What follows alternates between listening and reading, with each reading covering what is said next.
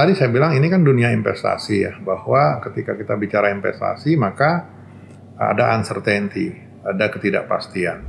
Sehingga dengan mengkalkulasi semua itu mereka bisa memahami di tahun 2023 ini sebaiknya saya masuk ke sektor yang mana nih. Jadi nggak bisa gegabah juga misalnya kita masuk ke sektor yang notabene misalnya tahun 2023 ini akan bertumbuh negatif misalnya, kan nggak pas juga. Jadi bagi individu investor ya harus mempelajari semua hal tersebut sehingga bisa memperoleh momentum yang terbaik untuk sektor mana yang harus mereka masuki.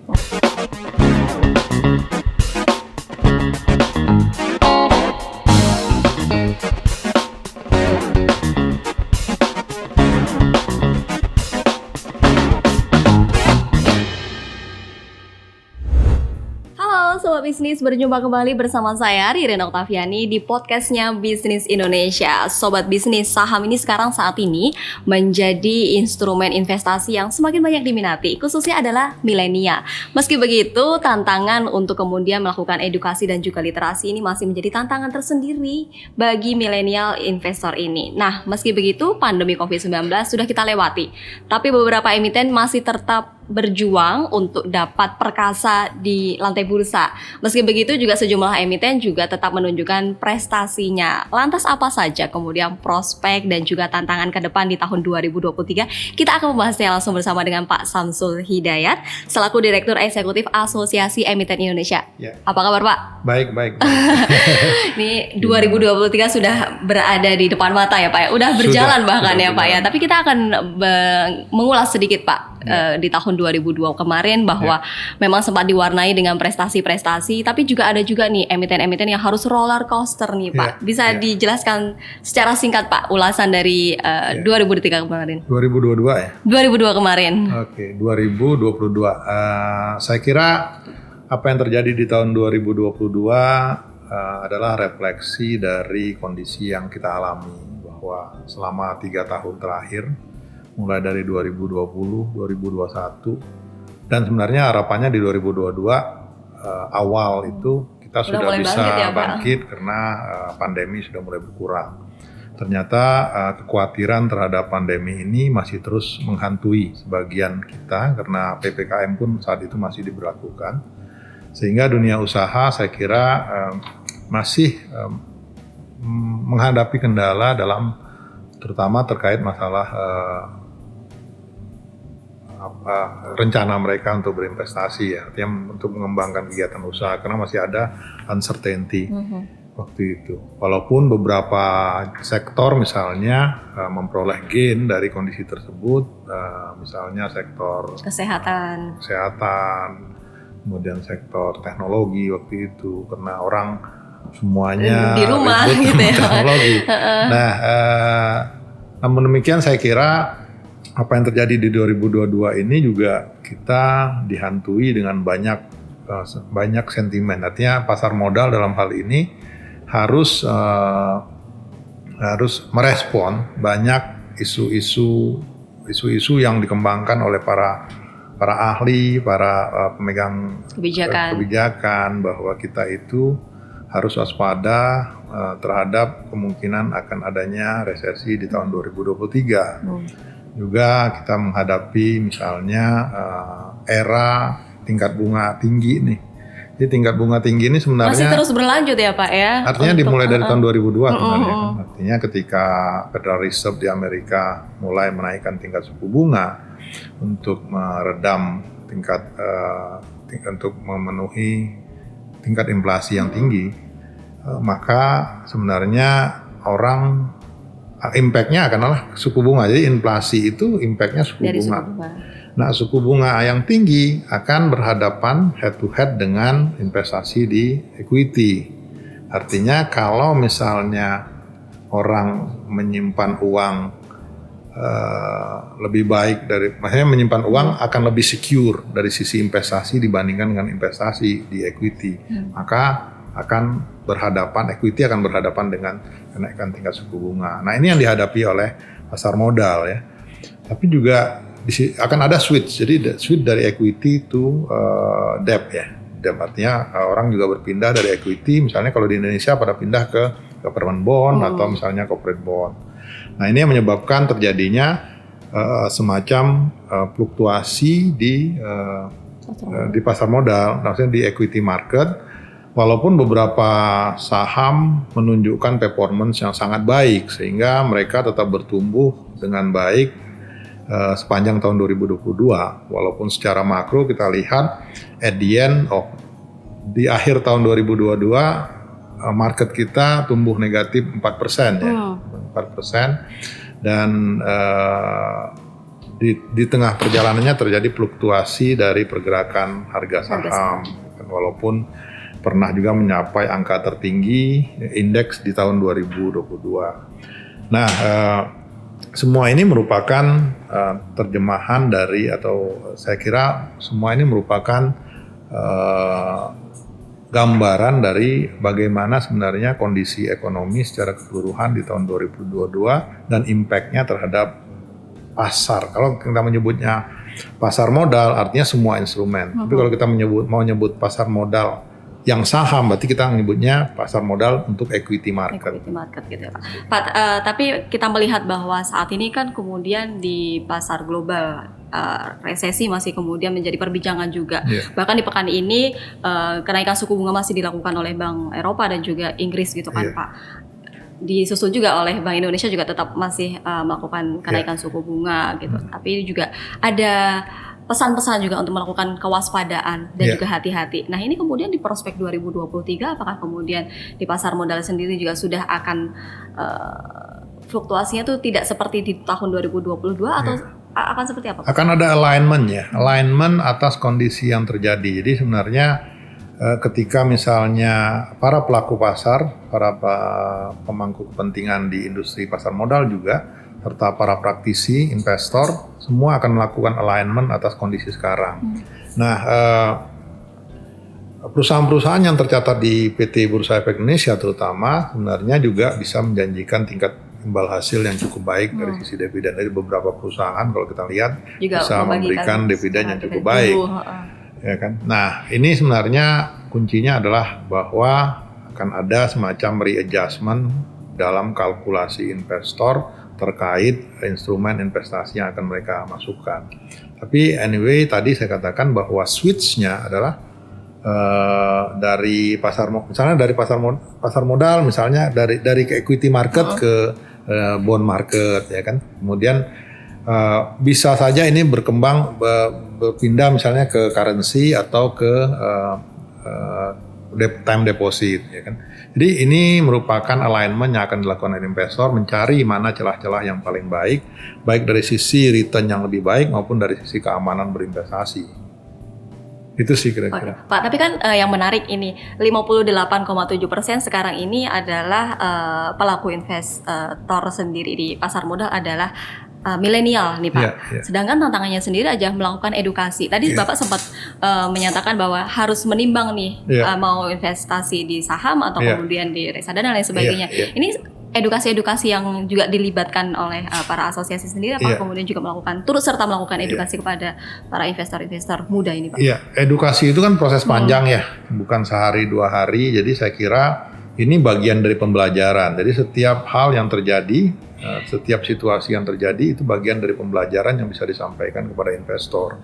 Bahwa berinvestasi itu memang harus ada kalkulasinya, harus melihat, harus ditimbang-timbang, harus gitu melihat bagaimana kondisinya, dan setiap orang mesti belajar untuk itu. Setiap orang mesti belajar, banyak variabel yang mesti dilihat, mulai dari variabel makronya, variabel mikro di perusahaannya sendiri, fundamental, kemudian ya artinya fundamental perusahaan, kemudian teknikal dan hal-hal lain yang mestinya dijadikan semacam rumusan bagi investor untuk apakah akan masuk ke investasi tertentu, apakah akan menahan untuk tidak masuk, apakah akan berpindah ke instrumen lain, ataukah ini merupakan ya ini seninya berinvestasi. Jadi investasi itu selalu boleh disebutkan memang harus ada ilmunya, harus belajar. Dan kalau misalnya sekarang milenial sudah aktif di situ, ini juga kabar gembira karena milenial kan nggak suka sama yang comfort ya, yang sangat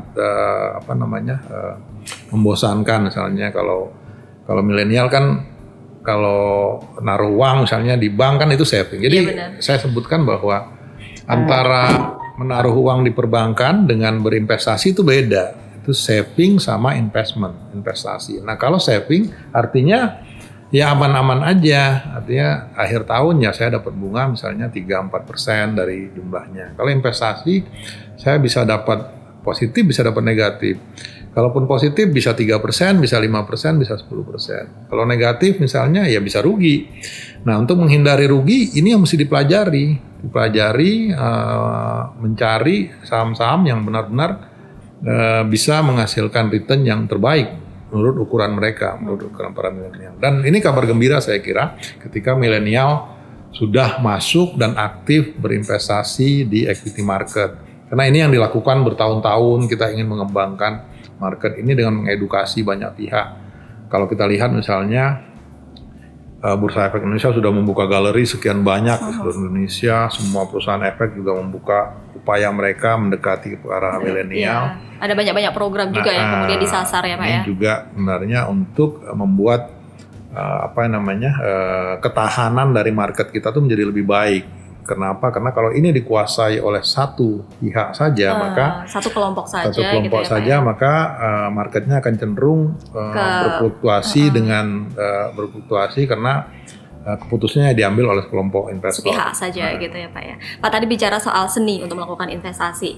Di tahun 2023 ini kan kalau kemarin mungkin tadi sempat disebutkan ada sektor kesehatan dan juga teknologi yang masih kemudian mendominasi karena adanya pandemi COVID-19. Ini saat ini juga sudah PPKM sudah dilakukan pencabutan gitu kan Pak. Nah ini bagaimana Pak untuk sektor-sektor apa saja yang di tahun 2023 ini kira-kira prospeknya akan lebih bagus? Kalau kita ngelihat tadi kalau kita memulai pembicaraan dengan salah satunya adalah kondisi geopolitik yang menyebabkan terjadinya disrupsi terutama komoditas perdagangan komoditas global. Ini kan kita juga diuntungkan dengan advantage of Indonesia di mana kita mempunyai komoditas untuk energi yang cukup baik. Maka kalau dilihat di dalam indeks yang bertumbuh sangat baik di tahun 2022 adalah indeks energi menggantikan teknologi yang tahun 2021. Jadi 2021 kan yang paling baik bertumbuh itu teknologi. Kemudian kesehatan masih tetap di jajaran yang bertumbuh secara positif. Cuman kita ngelihat energi kelihatannya saham-saham energi juga bertumbuh dengan baik ya kan dan ditunjukkan dengan kondisi di tahun 2022. Apalagi kemudian di pertengahan tahun nanti akan ada peraturan penyetopan dan juga hilirisasi Pak. Apakah itu akan menambah? Saya kira ini juga akan, artinya kalau kita lihat kondisi ini apakah trennya akan berlanjut di 2023, ini kita coba lihat juga dengan beberapa kebijakan pemerintah terutama untuk membuat kebijakan hilirisasi dan beberapa negara juga akan melakukan DMO untuk beberapa komoditas energi. Saya kira ini sangat menguntungkan dan juga akan membuat harga dari energi energi akan tetap di level baik ya di global market. Tetap bisa menjadi sasaran ya Pak sasaran. ya. Jadi kita coba lihat ini lucu juga ya, artinya 2021 yang tumbuh positif itu teknologi, kemudian teknologi di 2022 malah negatif. Nah, karena mungkin tidak Ya faktornya apa tuh Pak? Kemudian teknologi akhirnya kemudian? Karena tidak disupport dengan basis dari penggunaan teknologi yang sempurna. Nah, termasuk juga energi misalnya. Kalau misalnya terjadi penurunan harga komoditas, maka ada kemungkinan energi juga akan ikut terpengaruh. Mana sektor-sektor yang sebenarnya sustain ya, sektor yang sustain itu saya kira tetap aja sektor-sektor misalnya sektor kesehatan ya kan, kemudian sektor perbankan gimana Pak di tahun 2022? Perbankan tetap akan moderat aja, dia akan bergerak normal, fluktuasi cuman tidak terlalu fluktuasi. Bagi saham-saham yang kemudian dipilih secara long term juga ya Pak ya. Saham-saham konsumer, jadi consumer cyclical akan tetap dibutuhkan. Artinya kalau konsumer nih misalnya air, misalnya mie segala macam itu kan kebutuhan dasar masyarakat. Itu hanya akan terpengaruh jika misalnya tingkat pendapatan orang turun, jadi orang harus nahan diri untuk tidak mengkonsumsi kan gitu. Tapi kalau misalnya yang non cyclical, misalnya non cyclical itu kan consumer tapi tidak terlalu dia akan tinggi permintaannya jika kesejahteraan masyarakat baik, misalnya mobil ya kan, transportasi itu kan non cyclical consumer. Jadi sektor-sektor itu mesti dipelajari juga mana kira-kira yang menarik ya di tahun 2023 ini. Dan 2023 juga kan saya kira juga akan ada isu dan akan ada tren election ya. Artinya election akan udah mulai. Galakan juga ya Pak ya. Belanja-belanja partai politik kan sudah mulai banyak. Benar, nih, nah ini ya Pak, kan? ngomong soal partai politik, saat ini kan juga sudah pemberitaan atau kemudian kegiatan-kegiatan yang dilakukan oleh partai politik sudah mulai semakin rutin gitu kan Pak, koalisi dan lain sebagainya gitu kan. Di tahun 2003 nanti mungkin 2023. Ya, di akhir 2003 kan sudah akan mulai juga kampanye dan lain sebagainya. Ini gimana Pak pandangannya terkait tentang apakah kemudian nanti kegiatan-kegiatan politik ini juga akan sangat berpengaruh pada bursa? Ya kalau kita melihat melihat pengalaman pemilihan umum di 2004, ya, Pak, ya. 2009, 2014, 2019, saya kira sih ada semacam dinding pemisah antara kegiatan ekonomi sama kegiatan politik. Nah, memang tadi saya katakan paling impact yang terbesar misalnya belanja konsumer kan gitu, karena banyak partai politik misalnya yang belanja mengeluarkan uang. Tapi kalau sektor-sektor lain saya kira ya tetap berjalan karena dunianya berbeda dunia. Nah, walaupun beberapa industri besar mungkin menunggu dan melihat dulu kira-kira siapa yang akan memenangkan pemilu di tahun 2024, sehingga yang terjadi adalah penahanan atau mereka akan menunggu untuk mengembangkan atau meningkatkan kegiatan investasi mereka. Jadi CAPEX-nya mungkin agak ditahan dulu, mereka baru akan jalan lagi setelah 2024 ketahuan siapa yang menjadi pemenang pemilu. Oke Pak, kemarin di akhir tahun 2022 BI sudah mengeluarkan beberapa peraturan transisi gitu, walaupun sepenuhnya belum kemudian dilaksanakan, termasuk adalah jam dari bursa dan lain sebagainya. Nah kemudian bagaimana Pak melihatnya peraturan-peraturan yang sudah dilakukan oleh BI saat ini? Ya, BI akan setiap saat melakukan revisi atau improvement atas current regulasi. Memang di bursa akan ada setiap waktu nih melakukan yang peraturan ini perlu diperbaiki nggak, peraturan ini apa perlu disempurnakan, peraturan ini perlu diperbaiki. Nah kalau beberapa aturan yang dibuat terkait masalah mekanisme perdagangan belakangan ini kan disebabkan oleh kondisi tidak normalnya kita, artinya krisis ya, krisis. Kita anggap macam-macam post major condition waktu itu di mana jam perdagangan tidak dikurangi, ya kan, kemudian ada relaksasi dari penyampaian laporan segala macam sehingga ada keterlambatan dari sisi investor untuk memperoleh informasi. Tapi itu semua kan terjadi karena keadaan terpaksa ya. Nah, kalau kita lihat sebenarnya dengan kondisi demikian, kalau melihat market Indonesia, saya kira dari 2015 sampai 2022, kalau kita lihat angkanya sih tetap bertumbuh ya, positif.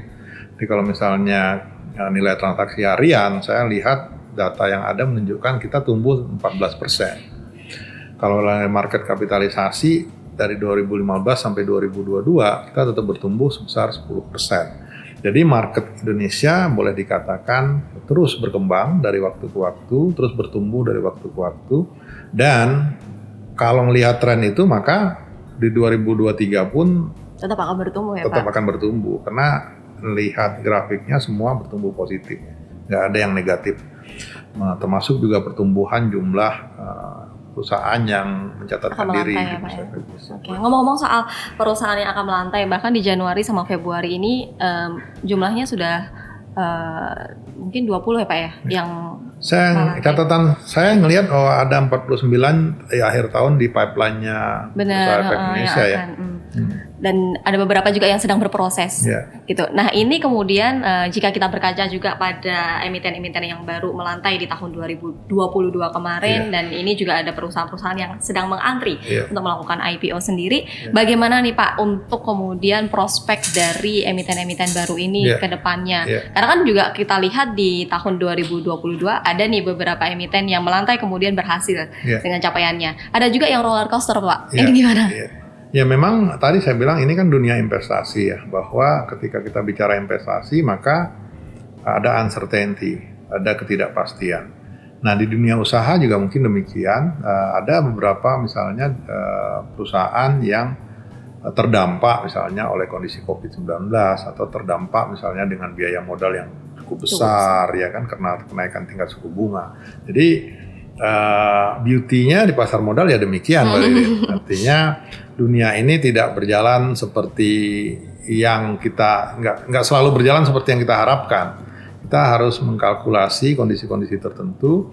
Nah, termasuk juga emiten-emiten yang baru di 2022, mungkin sebagian dari mereka ya memang tetap menunjukkan performance yang baik karena dengan menjadi emiten tentunya akan keterbukaan informasi kepada publik juga. Dari sisi perusahaannya akan ada keunggulan dari sisi misalnya biaya modal mereka menjadi lebih kecil karena biaya investasi mereka didanai dengan equity atau misalnya mereka mengurangi porsi utang dan ini kan akan membantu membantu komposisi capital mereka sehingga beban bunga yang harus ditanggung oleh perusahaan menjadi semakin lebih kecil. Nah, mengapa juga ramai perusahaan menggunakan pasar modal atau masuk menjadi emiten? Ya salah satunya memang ada semacam technical ini ya, ada semacam semacam kalkulasi bahwa ketika sampai pada kondisi debt to equity ratio tertentu maka angka itu harus diturunkan karena perbankan sudah nggak mau lagi membiayai perusahaan-perusahaan dengan debt to equity ratio yang cukup besar kan gitu. Sehingga harus equity-nya yang masuk, DER-nya menjadi turun. Nah makanya banyak perusahaan-perusahaan juga yang ya harus kemana lagi cari, mereka harus mencari pendanaan ya mau nggak mau ke pasar modal. Ya. Pak ini ada aturan terbaru ya, ini adalah UU PPSK, terus habis itu kemudian juga aturan-aturan turunan dan lain sebagainya. Bagaimana kemudian Asosiasi Emiten Indonesia berkoordinasi dengan para emiten-emiten? Untuk ini sebenarnya untuk Undang-Undang P2SK kami kira beberapa hal itu menyangkut kepada perusahaannya sendiri. Jadi beberapa hal juga ada semacam perubahan di Undang-Undang Pasar Modalnya. Jadi, nah ini yang sebenarnya kami sih diminta membantu untuk mensosialisasikan saja kepada industri, walaupun pada saat penyusunan P2SK-nya juga dimintakan pendapat ya terkait dengan apa yang akan dimasukkan atas perubahan undang-undang yang akan dirubah. Gitu. Sejauh ini koordinasinya seperti apa Pak? Sama emiten. Emiten mereka juga involved ya di dalamnya. Mereka juga lebih fokus kalau misalnya P2SK itu berdampak kepada industrinya, bukan kepada pasar modalnya. Nah, jadi kalau berdampak misalnya industri otomotif misalnya atau industri energi baru terbarukan kan banyak dibantu di Undang-Undang P2SK juga. Nah ini terdampak mereka significantly mereka lebih fokus pada aturan-aturan di Undang-Undang P2SK yang berdampak terhadap usaha mereka. Oke Pak, BI juga kemudian banyak juga meluncurkan papan-papan baru, ya kan Pak ini. Nah bagaimana dari sisi kemudian memberikan informasi kepada publik? Kalau papan-papan baru itu kan sebenarnya memberikan alternatif ya, alternatif bahwa pemerintah dalam hal ini Otoritas Jasa Keuangan mempunyai semangat juga untuk untuk mengencourage perusahaan dalam skala menengah dan kecil untuk ikut serta menawarkan saham mereka di pasar modal. Nah, aturan terkait UKM perusahaan menengah kecil ini kan sudah ada mungkin dari 3-4 tahun yang lalu.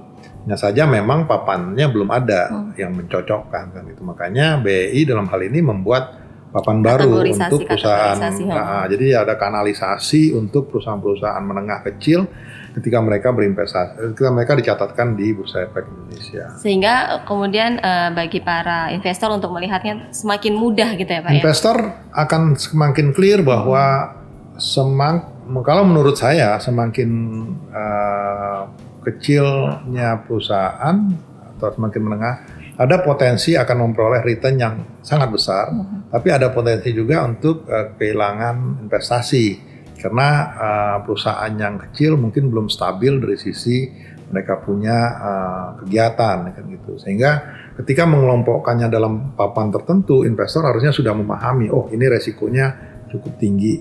Tapi kalau dia memang masuk juga, dia sudah memahami bahwa ya berinvestasi di situ cukup berisiko gitu.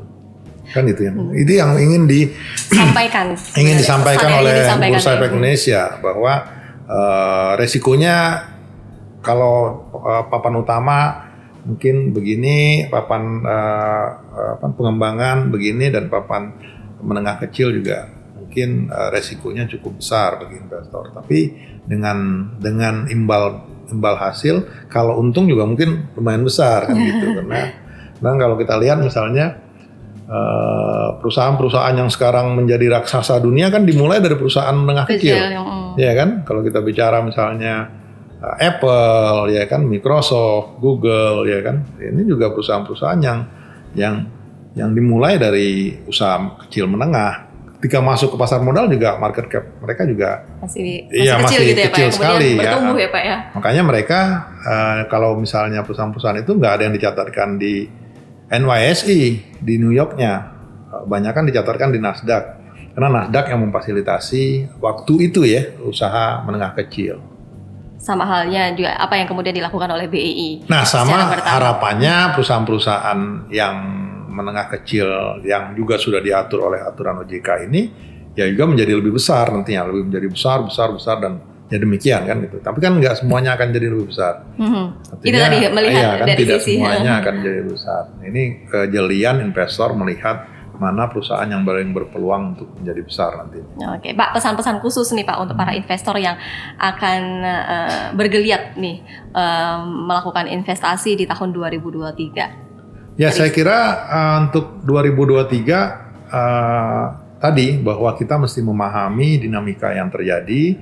Banyak kesempatan-kesempatan yang mungkin ada, salah satunya tadi saya sebutkan bahwa dibukanya keran dari Cina. Juga orang harus menyadari bahwa ekonomi kita itu tangguh karena kontraksi yang terjadi waktu pandemi itu hanya berlangsung di tahun 2020 dan itu pun hanya semester pertama sampai akhir tahun 2020. Setelah itu ekonomi kita tumbuh 5% sampai terakhir mungkin di kuartal ketiga tahun 2022 di 5,4%. Jadi sangat dengan kondisi demikian saja dibandingkan sama negara-negara lain ya kita cukup resilient ya bahasanya. Karena kemarin juga kita menghadapi geopolitik dan juga pandemi secara bersamaan. Artinya dengan kondisi yang demikian kita bisa tetap mempertahankan pertumbuhan ekonomi kita positif sepanjang dari tahun 2021 sampai tahun 2022. Juga ada program pemerintah nih, terutama terkait dengan proyek-proyek raksasa ya, pemindahan ibu kota. Benar. Ini kan akan membutuhkan belanja modal yang cukup banyak pihak yang terpengaruh, banyak sektor-sektor tertentu ini ya juga kemudian. Ini juga salah satu hal yang perlu dikalkulasi bahwa apakah nanti challenge-nya ada ya. Ini saya baru menyampaikan opportunity-nya saja. Jadi akan ada semacam pergerakan kegiatan dari sisi ekonomi akibat dari proyek-proyek raksasa dari pemerintah yang ataupun momentum-momentum yang akan terjadi di 2023 ya Pak? Saya kira demikian. Jadi untuk usaha-usaha tertentu saya kira juga akan terdampak nih kalau misalnya perusahaan-perusahaan yang bergerak di bidang pembangunan, material, ya kan, penyediaan sarana infrastruktur. Saya kira ini akan menjadi sesuatu yang perlu menjadi kalkulasi pemerintah. Satu lagi misalnya ya tadi kita sudah akan mulai tahun politik di tahun 2023 akan banyak belanja modal yang akan keluar, Termasuk juga tadi impact dari implementasi Undang-Undang P2SK. Mesti dipelajari nih, jangan demo-demo aja kan. Jangan gitu. sampai kena celahnya gitu ya. Artinya dari P2SK ini kira-kira sektor mana yang harusnya kita masukkan. Kita masuknya kemana nih kan gitu. Ini semua investor harus belajar. Tapi demikian juga di 2023 ada beberapa hal misalnya yang masih mengganjal ya. Isu resesi global ya kan, bahwa sampai saat ini negara-negara maju masih suku bunganya, tingkat inflasinya masih tinggi yang berdampak kepada tingkat suku bunga. Kemudian energi krisis, saya kira ini juga akan jadi persoalan. Misalnya kalau tensi dari geopolitik yang terjadi Ukraina, di Rusia masih sana semakin memanas ya dari waktu ke waktu, ini juga harus diantisipasi. Dan kita ya kalau misalnya terjadi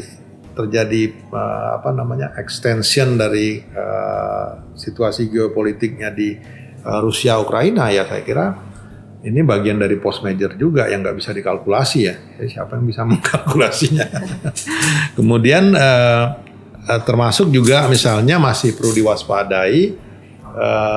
Kita nggak tahu kalau sekarang kita merasakan sudah nggak terlalu sering memakai masker karena PPKM-nya sudah berakhir, tapi kan masih ada isu-isu, ada varian-varian baru katanya. Nah ini juga sesuatu yang uncertain yang mesti kita dikalkulasi oleh si investor. Sehingga dengan mengkalkulasi semua itu mereka bisa memahami di tahun 2023 ini sebaiknya saya masuk ke sektor yang mana nih. Gitu. Oke. Tapi Pak Mahendra Siregar menyatakan bahwa nggak usah wait and see tapi invest.